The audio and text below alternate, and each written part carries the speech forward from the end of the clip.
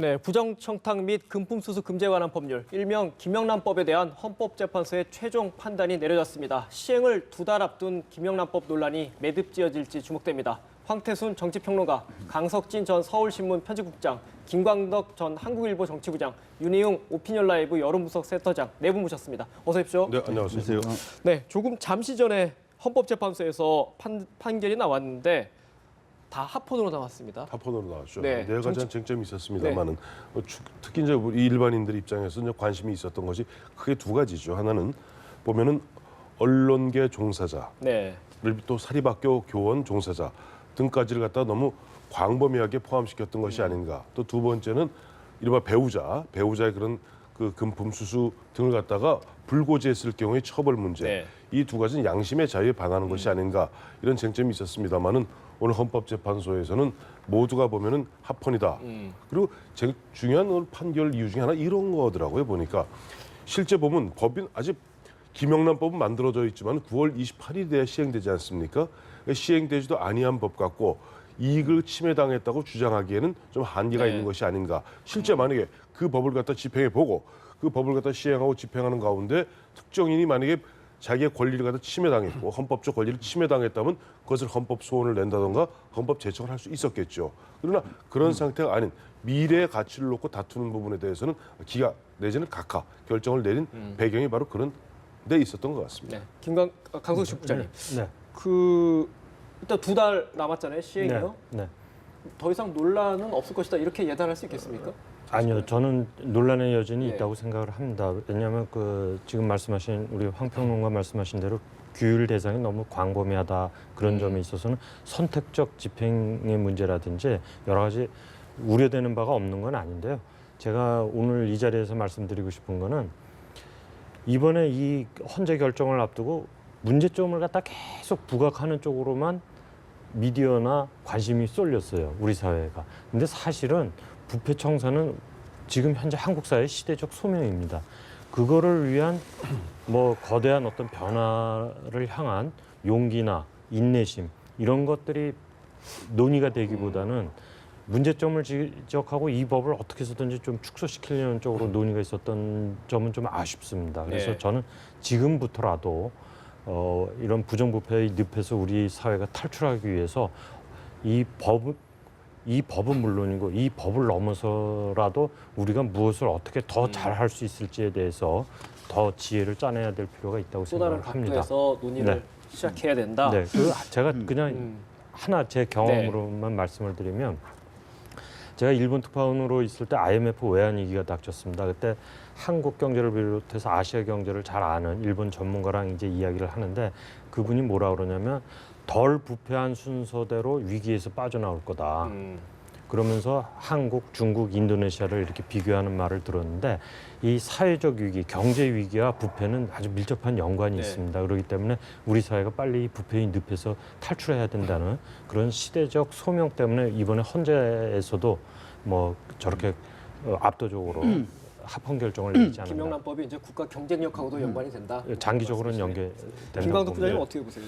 그래서 오늘 이렇게 판결을 보면 오늘 네. 결정을 보면 기본적으로 이제 법리적 해석으로 합헌이라고 한 측면도 있지만 이 헌법재판소라는 게 이제 법리적인 이런 판단도 하지만 국민 여론이라든가 이런 것도 굉장히 중시하거든요. 네. 그런 정무적 판단도 하고 그러는데 일단 그 국민 여론이 우리나라 이제 부패 척결 문제에서 한 단계 이번 기회에 분명히 달라져야 된다고 하는 여론이 반영된 것 같아요. 특히 최근에 진경준 검사장 그런 비리 의혹 같은 것도 나오면서 굉장히 국민들을 놀라게 했고 또 그 외신에 어저께 이제 보도된 거에 보면 주목을 끄는 게 우리 한국이라는 게 그동안에 과거에 굉장히 공동체 사회로서 정을 중시해온 사회 아닙니까? 그러다 보니까 한국은 성의 표시와 뇌물이 구별이 좀 모호한 나라다 이런 표현을 했어요. 네.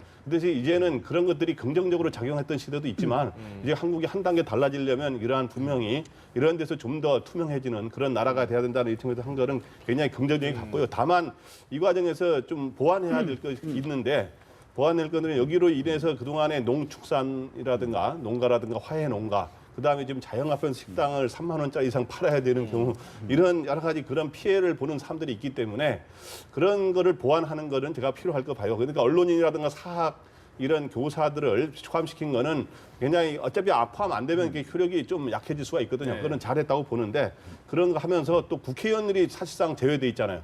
국회의원을 포함시키는 거 이런 것들에 제가 보완이 필요하다고 봅니다. 과연 국회의원들이 본인들을 넣겠습니까? 추가로? 이 얘기를 국회의원들이 그러니까 다 이 빠져 법이 있나요? 아니에요. 지금 정확히 해야 되는 게 그건 아니에요. 이 법이 김영란법이라는 게 부정청탁 및 금품 등 수수금지거든요. 네. 그러니까 금품에 있어서 금품 수수하면 국회의원도 처벌받습니다. 문제는 뭐냐니까 청탁의 문제예요. 청탁의 문제가 통상적으로 국회의원이 아닌 일반 공무원한테 이런저런 부탁을 하고 청탁을 하면은 이건 부정청탁으로 처벌받을 가능성이 있습니다만 국회의원이 빠졌다는 건 뭐냐니까 국회의원은 자 지역구, 민원 등 이런 부분들을 다 공익적 관점에서 할 수 있다 그래서 국회의원이 빠진 거예요. 그러다 보니까 우리 국민들 입장에서 국회의원들이 보면 정작 자기들이 당초 보면은 처음에 김영란법 만들 때는 뭐냐니까 바로 부정청탁 금지 및 이해충돌 방지법이었거든요. 근데 네. 이해충돌 방지 싹 빼버리고 또 보면은 정부안이 국회에 넘어와서 논의하는 과정에서 흔한 얘기로 물타기 한다고 원래는 보면 기본적으로 이 법이라는 것은 우리 인허가권을 갖고 있고 칼자루를 쥐고 있는 공직자들이 보면은 여러 가지 나쁜 짓을 저질렀음에도 불구하고 이른바 대가성과 업무 관련성을 입증을 못하면 처벌할 수가 없는 겁니다. 그 대표적인 게 뭐냐니까 바로 벤츠 여검사예요. 분명히 돈을 받았음에도 불구하고 벤츠를 받았음에도 불구하고 나는 직무 관련성도 없었다, 대가성도 없었다, 오로지 사랑해서 주었노라. 이것 때문에 무죄가 난 거예요. 그렇기 때문에 이런 분위기에서는 자 어쨌든 간에 100만 원 이상 받으면 처벌한다. 이게 바로 공직자들의 부정부패를 막기 위한 반부패법으로서의 김영란 법이었는데 이것이 국회에서 논의 과정에서 어떤 일이 벌어졌냐니까 국회의원들이 보면 아까 말씀드렸던 그 청탁 이 부분에서 자기들 빼버리고 이해충돌 부분 만약 이해충돌 방지법이 있었더라면은 서영교 사건 같은 있을 수도 없었습니다. 네. 빼버리고 그 다음에 보면 거기다 아니 뭐 언론사 뭐 등등 뭐 KBS 들어가는데 나머지 싹 다. 야 뭐 국공립대학 들어가니까 사립학교 싹 다.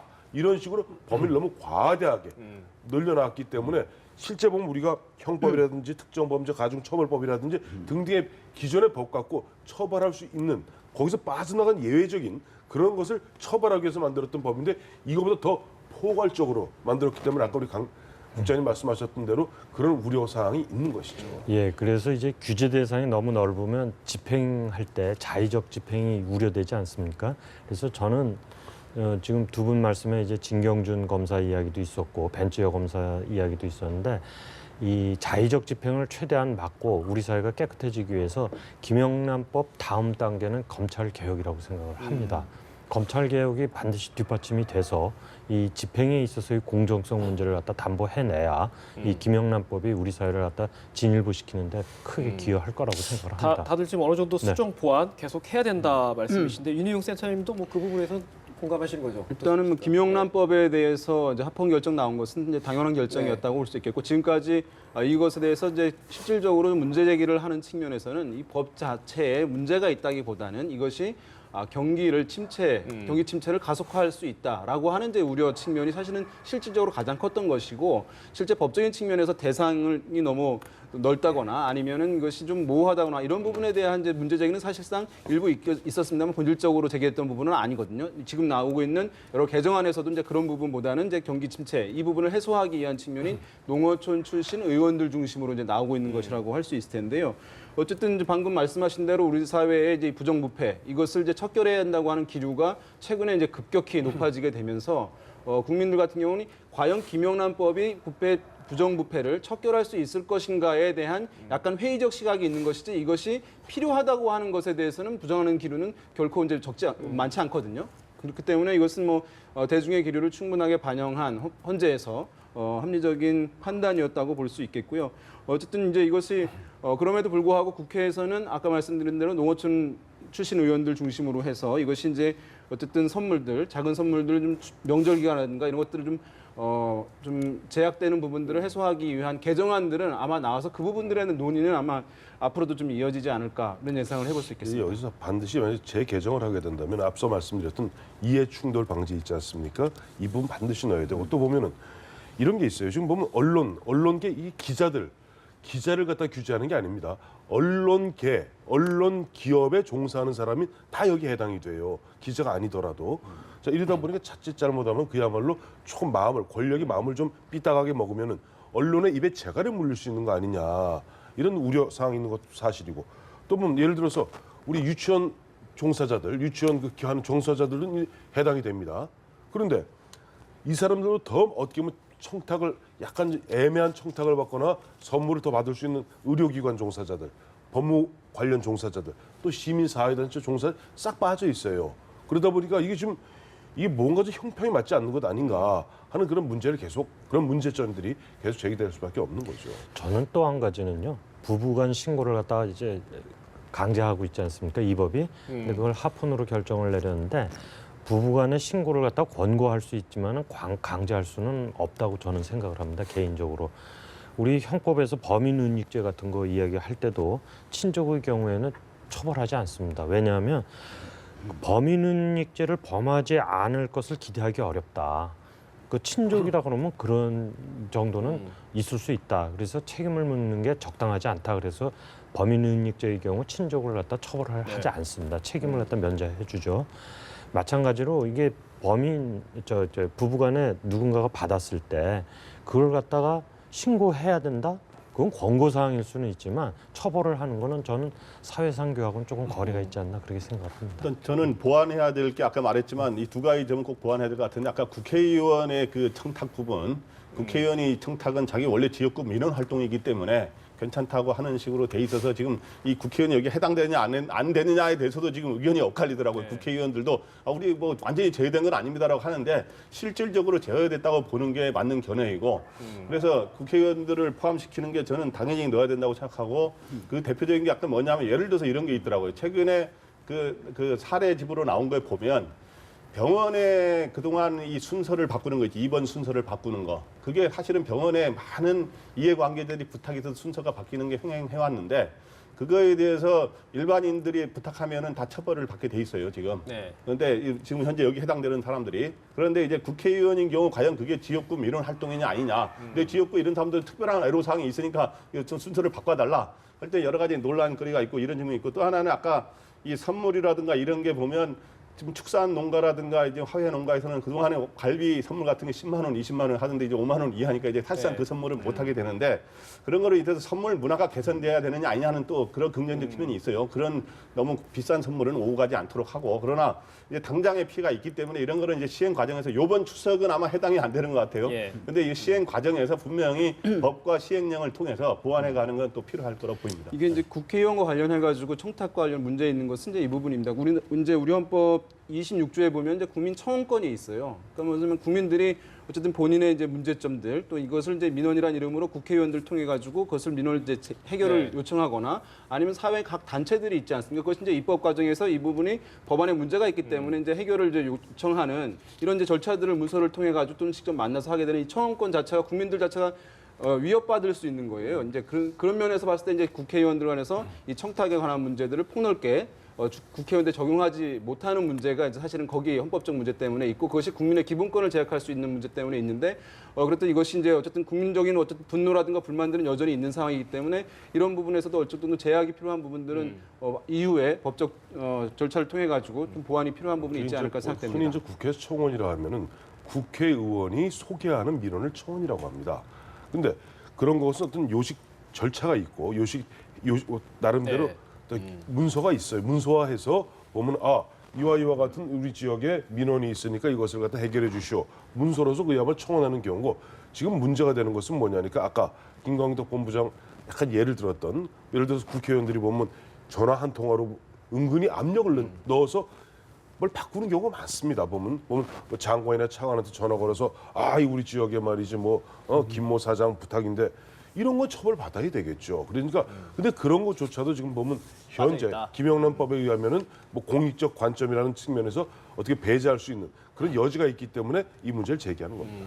뭐 오늘 결정이 났고 다다음 달 이제 추석과 맞물려서 계속 논란이 정치권에서도 이어질 것 같습니다. 오늘 뭐 김영란 관련 내용은 이 정도로 마무리하고요. 그 정치권 이슈로 좀 넘어가 보겠습니다. 그 여야 당권 레이스가 이제 오늘부터 본격적으로 시작이 됐는데 먼저 새누리당부터 짚어보겠습니다.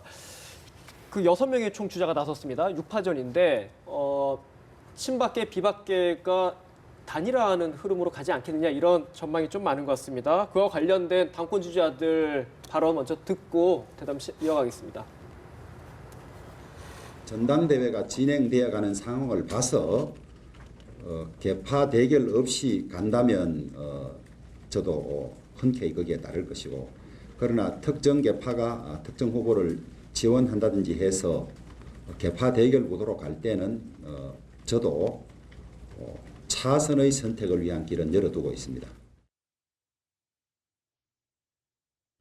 혁신의 요체는 이 개파 싸움을 종식시키는 데 초점이 있는 겁니다. 예. 그렇기 때문에 전당대회에서마저 또 무슨 친박 단일화, 비박 단일화 해가지고 이 개파 대결 구도로 만드는 순간 지난번 회초리 맞았다고 한다면 예. 이번에는 몽둥이 맞고 퇴출될 수도 있다.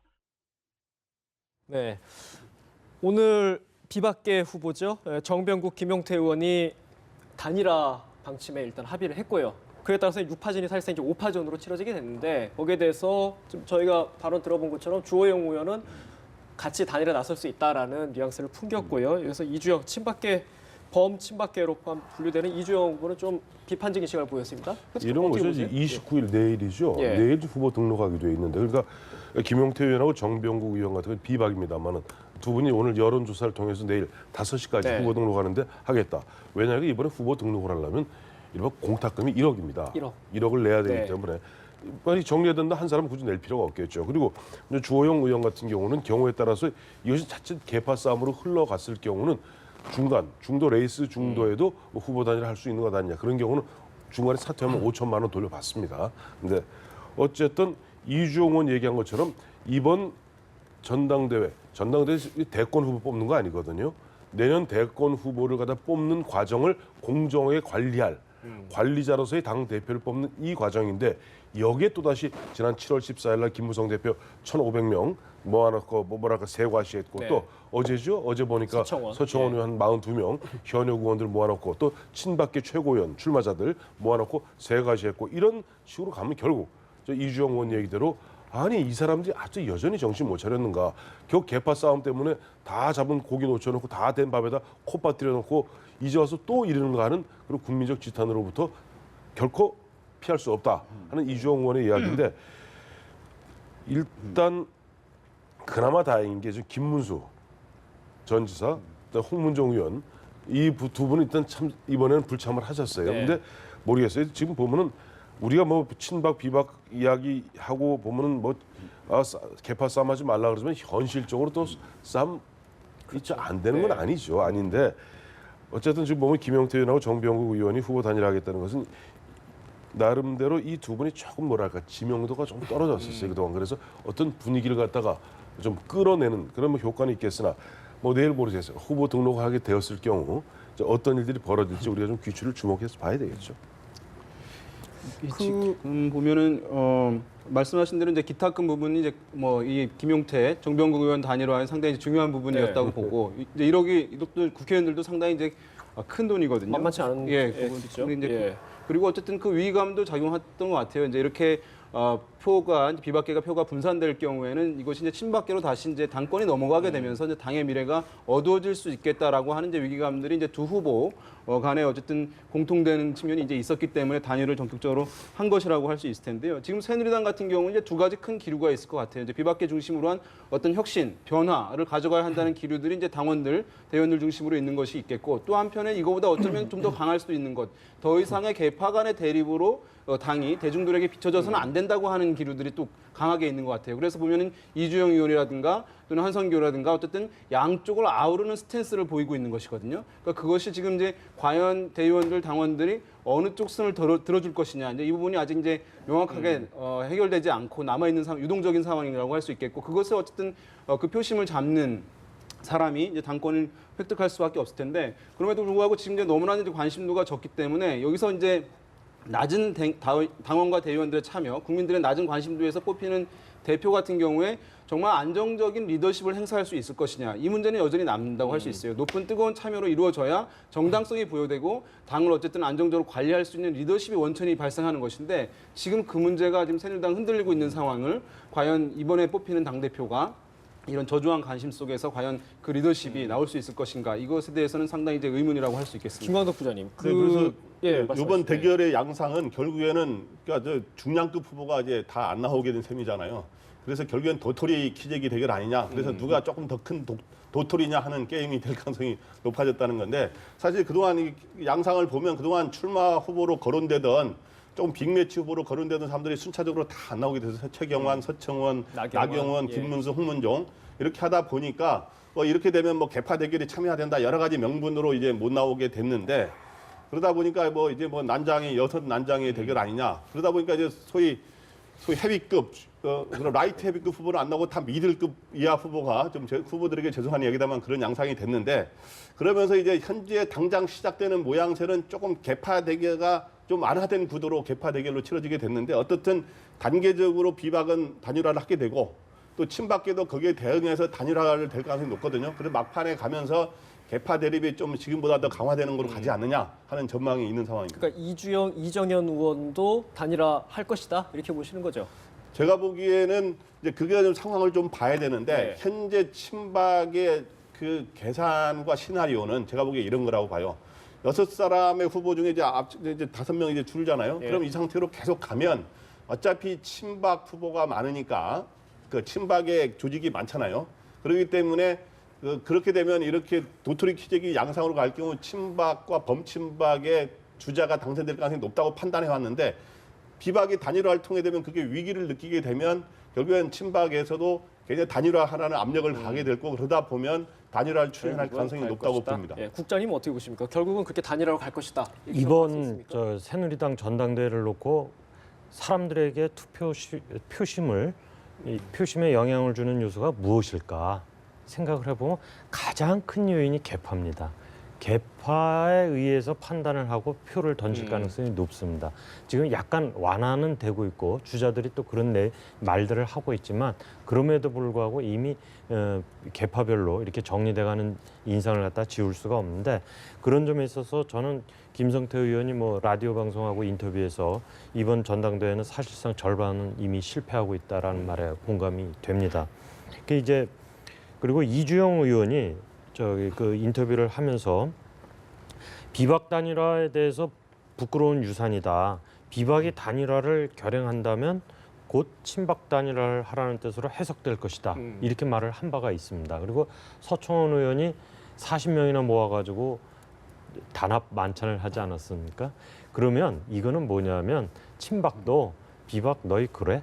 그러면 우리도 모이는 거고 우리도 생각이 있어. 이런 이야기죠. 그렇기 때문에 결국은 저는 우리 김광덕 본부장님 말씀처럼 친박 쪽도 응집하려는 움직임은 분명히 강력하게 나타날 걸로 생각을 합니다. 이제 2주 남았으니까 좀 상황 계속 봐봐야 되겠네요. 네, 그렇습니다. 그 전당대회와도 또 관련이 있을 것 같은데 새누리당 윤리위원회가 최근에 불거졌던 공천 개입 녹취록 문제를 일단 다루지 않겠다라고 정리를 했습니다.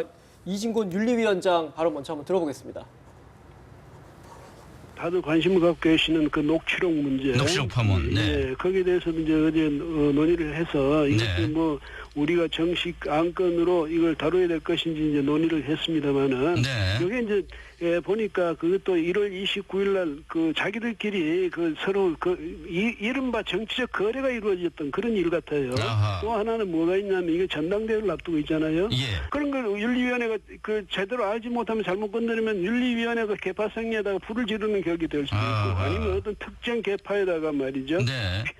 편들어주는 그런 결과가 나올 수도 있고 이게 참 난처하거든. 그래서 전체 맥락을 파악하기 전에는 이게 섣불리 다룰 수 있는 문제가 아닌데.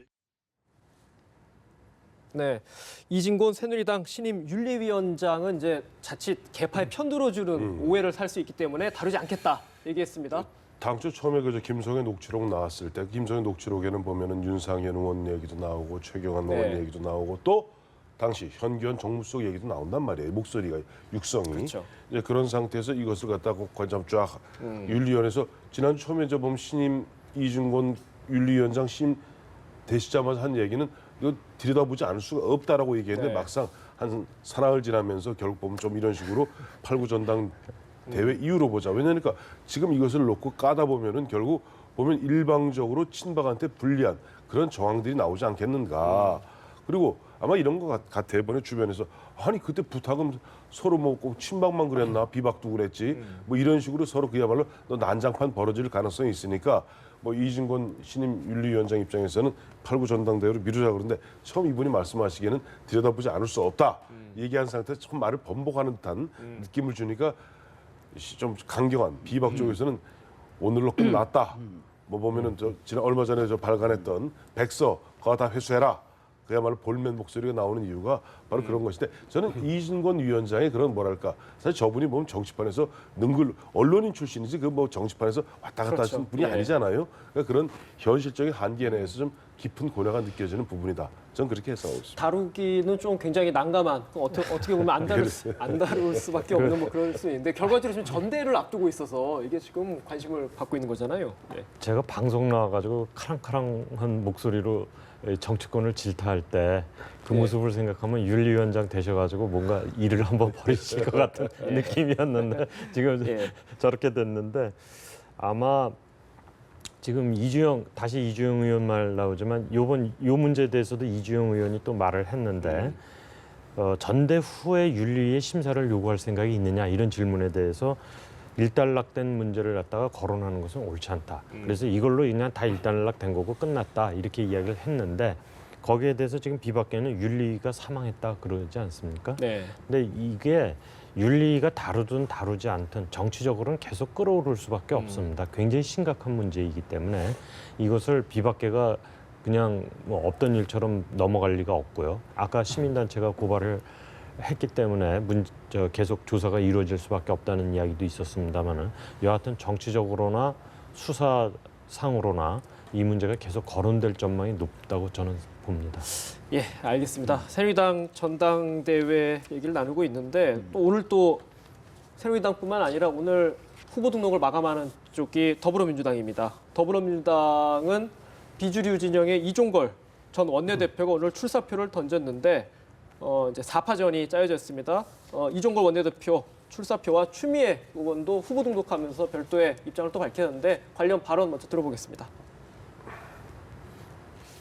그 누구보다도 야권 연대에 더 적극적으로 나서겠습니다. 야권 대개편의 중심으로 만들겠습니다. 한 집단이 당직과 국회직과 대선 후보마저 독차지한다면 덜 민주가 될 것입니다. 정권 교체를 위해서는 당이 단일한 세력으로 획일화되어서는 안 됩니다. 좁은 문이 아니라 넓은 문이 저희들에게 꼭 필요합니다.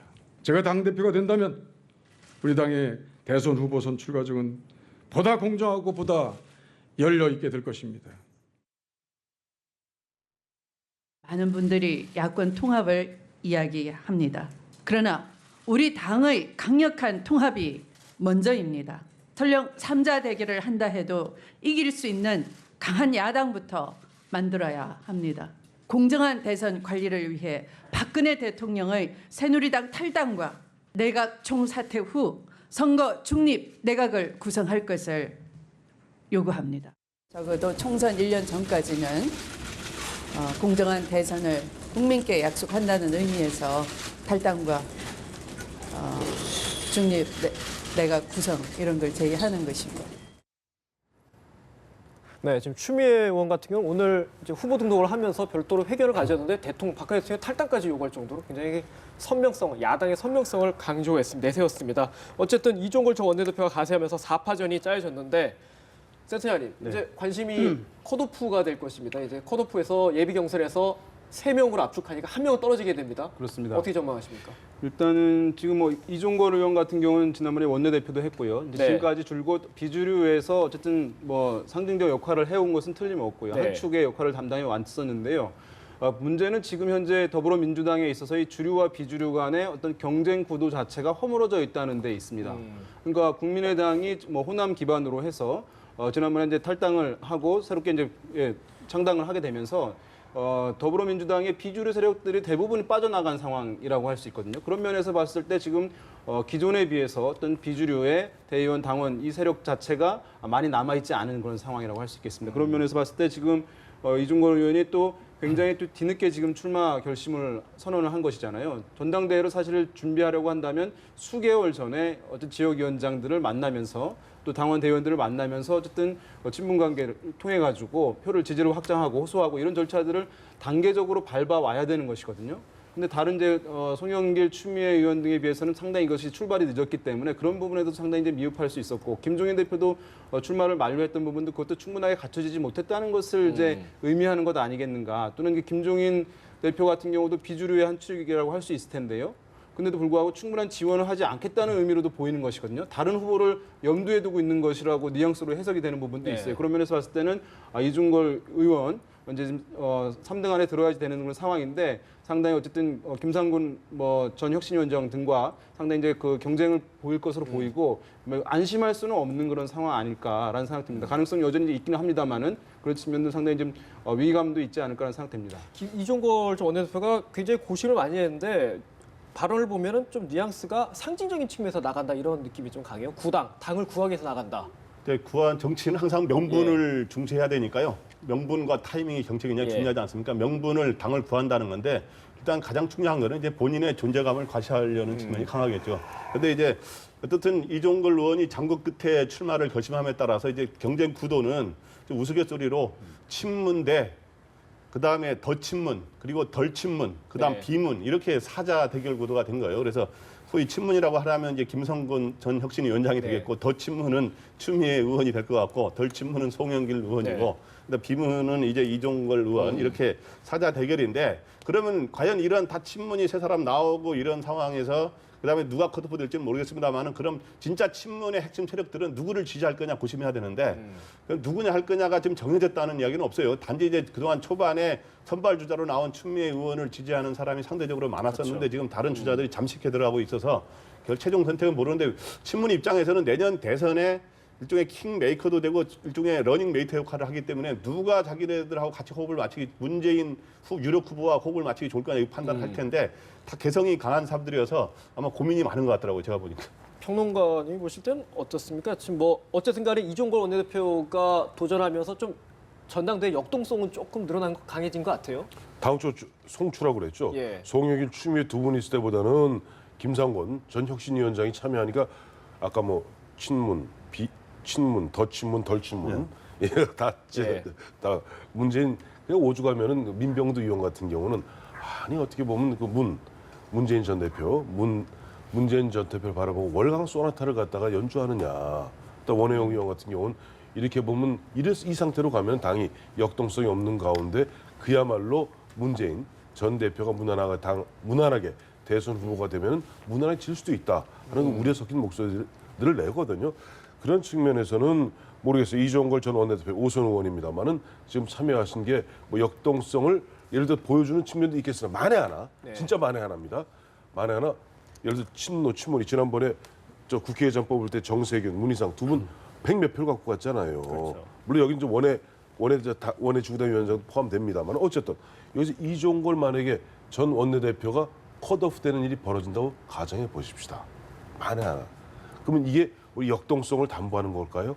오히려 더불어민주당 그야말로 문재인 전 대표 중심의 어떻게 사당한 논란이 일 겁니다. 마치 지금 국민의당에서 안철수 사당한 논란이 일면서 박지원 지금 비대위원장이 많이 걱정하고 있지 않습니까?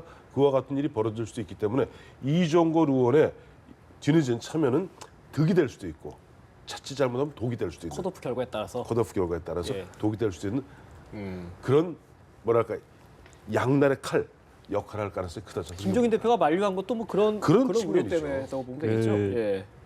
이제 이종걸 의원이 이제 출마 선언하기 전에 이 민주당의 기류를 보면 비주류 쪽 대의원들이나 의원들이 굉장히 고민을 많이 하더라고요. 송영길 후보한테 가느냐 김상곤 후보한테 좀 밀어주느냐, 그래서 견제를 할 것이냐, 그런 거 갖고 고민을 했는데 이종걸 의원이 출마 선언을 하면서 아마 비주류는 표가 좀 의도적으로 이종걸 다시 그 송과 김상곤 후보에서 좀 나와서 이종걸 의원 쪽으로 다시 이렇게 흘러갈 가능성은 조금은 있어 보입니다. 왜냐하면 이종걸 의원이 만약에 컷오프 당한다고 그런다면 비주류는 정말 설당이 없어지는 거거든요.